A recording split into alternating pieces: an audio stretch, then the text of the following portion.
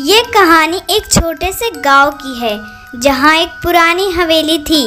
गांव वाले कहते थे कि उस हवेली में एक औरत की आत्मा भटकती है।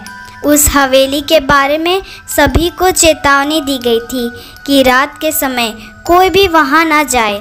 एक दिन एक गांव के कुछ युवाओं ने साहस दिखाने का फैसला किया और रात में हवेली जाने का निश्चय किया। वे लोग रात के समय चुपचाप हवेली में पहुँचे। हवेली गर्जर हो चुकी थी और चारों तरफ सन्नाटा था।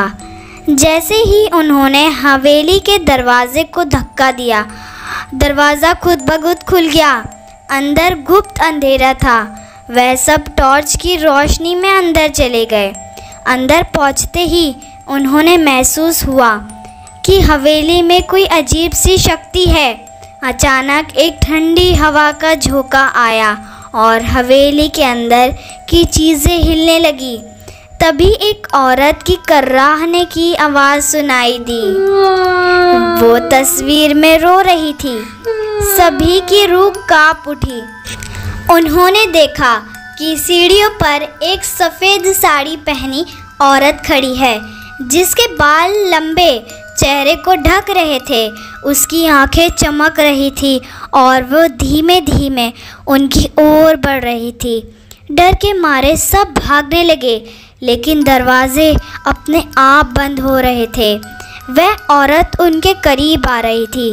तभी उनमें से एक हिम्मत जुटाकर एक पुरानी कहानी को याद करा, जिसमें कहा गया था कि उस औरत को आत्मा की शांति चाहिए। उन्होंने जल्दी से अपने जेब से फूल और अगरबत्ती निकाली और प्रार्थना शुरू की। जैसे ही उन्होंने प्रार्थना की, वह औरत धीरे धीरे गायब हो गई और हवेली में सब कुछ शांत हो गया।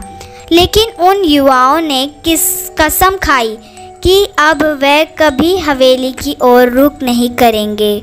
गांव में अब भी लोग कहते हैं कि वह औरत आज भी कभी भी दिखाई देती है, लेकिन अगर उसकी आत्मा को शांति दी जाए तो वह किसी को नुकसान नहीं पहुंचाएगी।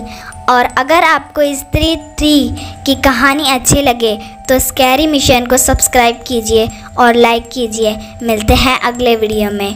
Bye bye.